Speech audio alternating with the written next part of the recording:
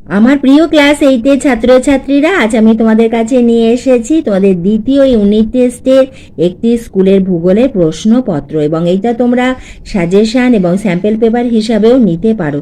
এইরকম প্রশ্নই কিন্তু তোমাদের আসবে। দ্বিতীয় ইউনিট টেস্টে তোমাদের প্রতিটি বিষয়েরই পরীক্ষা হবে 25 নম্বর।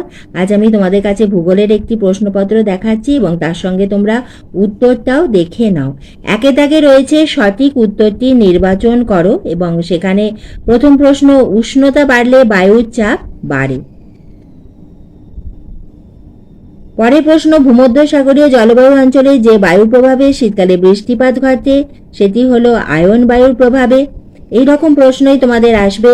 বাতাসে জলীয় বাষ্প জলকণায় পরিণত হওয়ার প্রক্রিয়াকে বলে ঘনীভবন। তোমাদের কিন্তু ঘনীভবন কাকে বলে এটা কিন্তু বড় প্রশ্নতে আসতে পারে। শুধু ঘনীভবন নয়, আমাদের সেখানে যে সংজ্ঞা রয়েছে প্রতিটি অধ্যায় সেগুলো কিন্তু আমাদের মুখস্থ করতে হবে।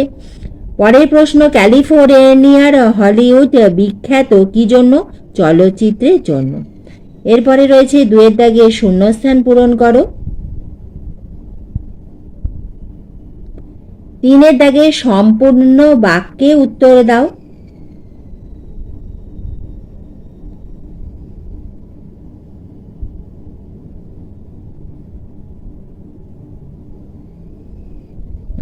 4-এর দাগে যেটি সঠিক তার পাশে রাইট এবং যেটি ভুল তার পাশে কাটা চিহ্ন তোমাকে দিতে হবে।